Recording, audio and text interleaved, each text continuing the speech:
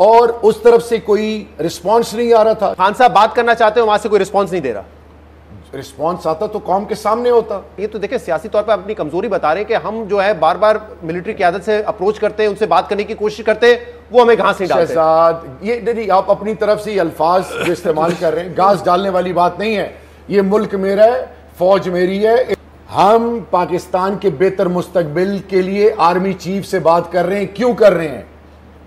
Establishment ही, क्योंकि तमाम चीजें आके वहीं पे रुकती हैं। हाल ही में शहबाज शरीफ से कराची में पाकिस्तानी उद्योगपतियों ने भारत से दोस्ती की सलाह दी थी। शहबाज शरीफ ने इस सलाह को बहुत सीरियसली ले लिया।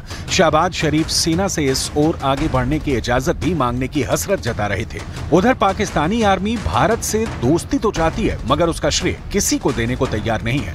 आर्मी की रणनीति अब भी पाकिस्तान को रिमोट कंट्रोल से चलाने की ही है।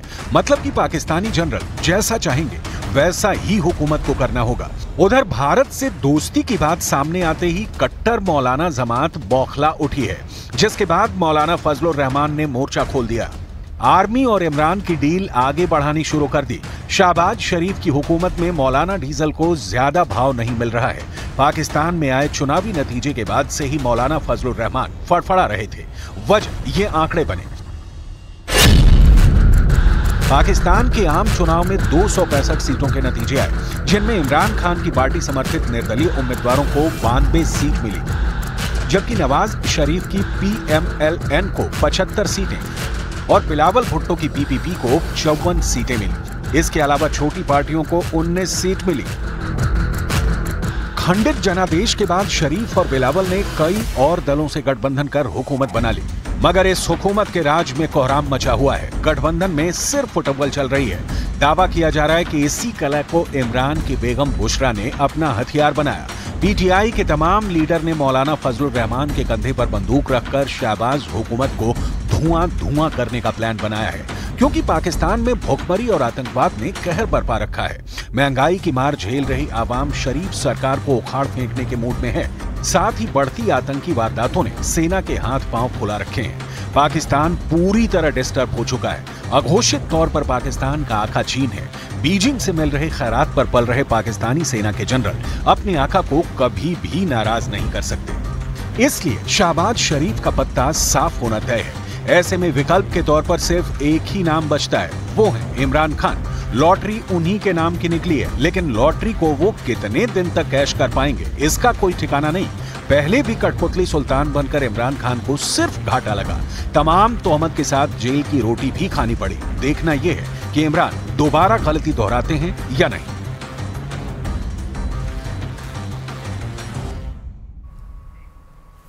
और चलिए रुक करते हैं बड़ी खबर की ओर। बाड़मेर के चौटन से खबर सामने आ रही है। दुधवा खुर्द में फिर से मतदान होगा। आपको बता दें कि दुधवा खुर्द के बूथ नंबर 50 पर रीपोलिंग होगी।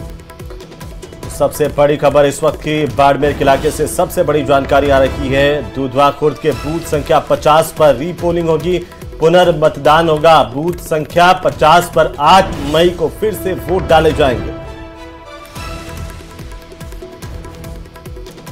तो मतदान की गोपनीयता भंग करने पर यह फैसला। आपको बता दें कि 4 कार्मिकों को जिला निर्वाचन अधिकारी ने निलंबित किया और वेबकास्टिंग टीम के खिलाफ भी कार्रवाई की गई है। बड़ी जानकारी इस वक्त की। दुधवा खुर्द में फिर से मतदान होगा। 50वें बूथ पर रीपोलिंग का फैसला चुनाव आयोग की तरफ से किया गया है।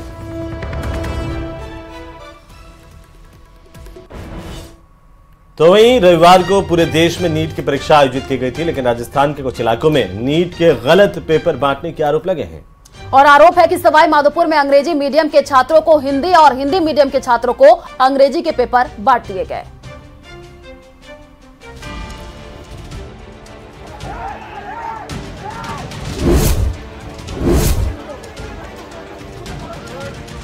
पांच मई को देश भर में नीट परीक्षा का आयोजन किया गया, जिसमें कई अलग अलग जगहों से गड़बड़ियों की खबर सामने आ रही है।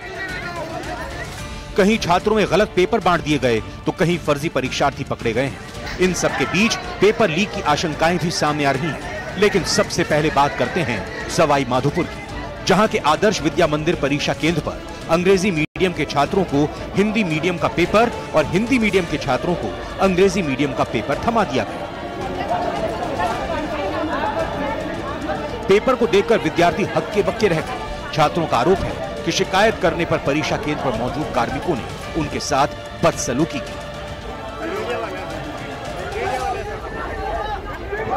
यहाँ पर हमको हिंदी मीडियम की जगह इंग्लिश मीडियम का पेपर दिया। जब हमने विरोध किया तो हमसे पेपर ले लिया गया। 20 मिनट बाद फिर हमको वही पेपर दे दिया और हमसे बोला कि यही पेपर करना पड़ेगा। तोड़ दिया, मुझे बहुत बुरी तरह मारा है। गाड़ी निकाल रही है माँ बहन की, हम विरोध कर रहे हैं। पांच पुलिस वालों ने मुझे मारा, मेरे चप्पा तोड़ दिया। मेरी हालत देख सकते हो। सर हमें अब पेपर नहीं देने दे रहे हैं। एक तो OMR ले ली, जो हमसे मना की थी कि तुम ये OMR मत भरना, सिर्फ क्वेश्चन पेपर में टिक लगा देना। हमने वो कर दिया। अब फिर हमसे बोला कि तुम लोग तो यहाँ बैठे हो, फिर तुम्हारा पेपर वापस कैसे होगा, तुम बाहर जाके कुछ बोलो। बाहर जाके आए तो OMR से हमारी अटेंडेंस लगा दी उसमें। अब ये तो गलत है ना, अब हमारा पेपर नहीं लगा रहे, ये चीज तो गलत है। आरोप है कि गुस्साए छात्रों के साथ मारपीट भी हुई। इसके बाद शाम को 6 बजे से 9 बजे की पारी में दोबारा परीक्षा कराई गई। 7 से परीक्षा केंद्र के ऊपर 6 कमरों में जो है हिंदी मीडियम वालों को इंग्लिश मीडियम का पेपर और इंग्लिश मीडियम वालों को हिंदी मीडियम का पेपर दे दिया गया, जिस वजह से बच्चों ने जो है आपत्ति दर्ज कराई और उसी वजह से वो कमरों से बाहर आ गए और ये अव्यवस्था पैदा हुई। अब उसका निराकरण क्या रहा सर? उसमें ये है कि जिन्होंने गलती की उनके खिलाफ जो है NTA जो है उसको लिख दिया है, NTA उनके जो है खिलाफ जो है कार्रवाई करेगा। सवाई माधोपुर जिला मुख्यालय के आदर्श विद्या मंदिर के अलावा कई और जगह ऐसी खामियां देखने को मिली, जहां कई विद्यार्थियों के रोल नंबर OMR शीट पर मैच नहीं हुए। नीट की परीक्षा के दौरान फर्जीवाड़ा करने वाले कुछ छात्रों को भी पकड़ा गया है। भरतपुर की बात करें तो पुलिस ने एक फर्जी परीक्षार्थी को उसके साथियों के साथ हिरासत में लिया। जानकारी के मुताबिक परीक्षा का सौदा 10 लाख रुपए में हुआ था। जानकारी के मुताबिक फर्जी परीक्षार्थी डॉक्टर अभिषेक करौली का रहने वाला है, जो दौसा के राहुल गुर्जर की जगह पेपर परीक्षा दे रहा था। एग्जाम था तो यहाँ पे भरतपुर में मल्टीपर्पज स्कूल है जहाँ पे नीट का सेंटर था। वहाँ सेंटर पर सेंटर सुपरिंटेंडेंट ने हमारे पुलिस के जाब्ते में से मथुरा गेट थाने से ASI लगे हुए थे, वहाँ पे शिवलाल अपनी ड्यूटी पर थे, उनके साथ में पुलिस का जाब्ता भी था। तो एग्जाम में एक राहुल गुर्जर सन ऑफ अमर सिंह, उम्र 20 साल, जाति गुर्जर, निवासी भंडाना, जीरोता थाना सदर दौसा, इसके स्थान पर डॉक्टर अभिषेक, उम्र 23 साल, जाति वैश्य, ये करौली के रहने वाले, इनको एग्जाम में बैठा हुआ पाया गया। देश भर में आयोजित नीट की परीक्षा में बाड़मेर पुलिस ने भी फर्जी अभ्यर्थियों को गिरफ्तार करने में सफलता हासिल की है।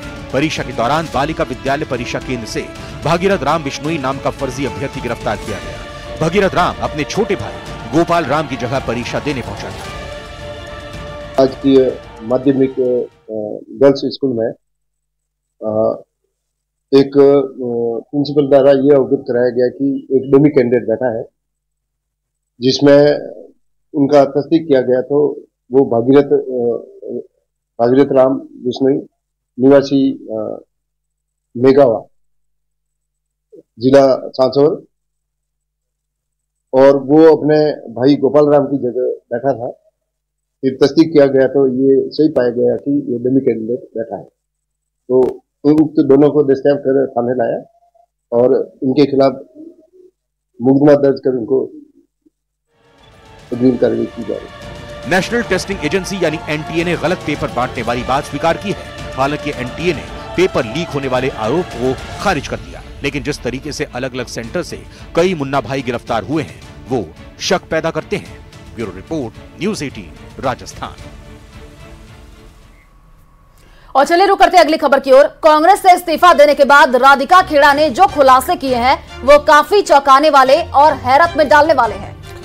तो राधिका खेड़ा ने आरोप लगाए हैं कि उनके साथ बदतमीजी की गई, लेकिन उनकी मदद करने के लिए कोई आगे नहीं आया। उन्होंने राहुल गांधी से लेकर प्रियंका गांधी सभी से मदद की गुहार लगाई थी। इतना ही नहीं, राधिका खेड़ा ने सचिन पायलट पर भी गंभीर आरोप लगाए और उन्होंने कहा कि मैंने सबसे पहले सचिन पायलट को फोन किया, लेकिन उन्होंने भी मुझसे बात नहीं की। क्या है पूरा मामला, देखिए। सचिन पायलट जी कभी फोन नहीं उठाते हैं, वो खुद बतौर प्रभारी कभी आते भी नहीं है। तो मैंने उनके फोन पे लगाया, उनके पीए ने फोन उठाया और मैंने कहा मुझे सर से बात करनी है, बहुत बड़ी घटना हुई है। तो उन्होंने कहा हम गाड़ी में, हम सरगुजा जा रहे हैं। तो मैंने कहा गाड़ी में ही बैठे, आप बात करा दीजिए। तो उन्होंने कहा बात क्या है, मैंने उनको बताया, उन्होंने होल्ड कराया, ब्रीफ किया सचिन जी को और फिर मुझे कहा कि आप तुम चुप रहो, कुछ नहीं करना है, चुनाव का समय है, इसको देख लेंगे, ये कर लेंगे, चुप हो जाओ। कोई कुछ नहीं हुआ, सबको पता था वहां पे एक एक जने को ये हो रहा है। सचिन पायलट जी ने तो मीडिया को इतना तक कह दिया कि उनको इस बारे में जानकारी नहीं है। अगर उनको जानकारी नहीं है बतौर प्रदेश प्रभारी तो उनको इस्तीफा दे देना चाहिए कि उनके नाक के नीचे प्रदेश में क्या हो रहा है और 3 दिन तक उनको जानकारी नहीं है। मीडिया में बतौर बाकायदा जाके बोला कि मुझे नहीं पता, मेरे पास कॉल रिकॉर्ड्स हैं साहब। वो झूठ था, आपकी कॉल पे बात हुई और ये उनके पीए को सब कुछ बताया जो उनके साथ गाड़ी में थे, जिन्होंने उनको ब्रीफ किया। क्या नाम था पीए का? निरंजन जी। अगर अब सचिन पायलट जी को तय करना है कि वो प्रभारी महामंत्री हैं, जनरल सेक्रेटरी इंचार्ज हैं कि निरंजन जी हैं, सबको उन्हीं से बात करनी पड़ती है। ये हालत है कांग्रेस पार्टी की। तो वहीं राधिका खेड़ा का बयान सामने आने के बाद बीजेपी नेताओं ने कांग्रेस पर तीखे प्रहार किए हैं। राजस्थान बीजेपी के प्रवक्ता लक्ष्मीकांत भारद्वाज और बीजेपी महिला मोर्चा की नेता दीक्षा खंडेलवाल ने कांग्रेस पर जमकर के निशाना साधा है। देखिए, जिस तरीके से राधिका खेड़ा का बयान आया है और जिस तरह उन्होंने पब्लिक डोमेन में आकर कहा है कि कांग्रेस पार्टी में किस तरह उनके साथ अत्याचार हुए और किस तरह उनके साथ व्यवहार किया गया और उन्होंने संपर्क करने की कोशिश की कांग्रेस पार्टी के नेताओं से, बावजूद इसके उनको कोई रेस्पॉन्स नहीं मिला। तो ये साबित करता है कि कांग्रेस पार्टी अपनी महिला नेताओं को भी एक अच्छा वातावरण, उनको सुरक्षा, उनको मान सम्मान नहीं दे सकती, वो दूसरे लोगों को क्या देगी। खेड़ा जी के बयान के बाद साफ नजर आ चुका है कि किस तरीके से कांग्रेस दोहरा चरित्र अपना रखती है। मंचों से आप चाहे कुछ भी कह लो, आपकी वास्तविकता आपके घर में नजर आती है। अगर आपके प्रदेश कार्यालय पर महिलाओं के साथ असम्मान, दुराचार होता है तो पता चलता है कि आप किस तरीके से महिला विरोधी हैं। और चलिए रुक करते हैं प्राइम 25 खबरों की ओर।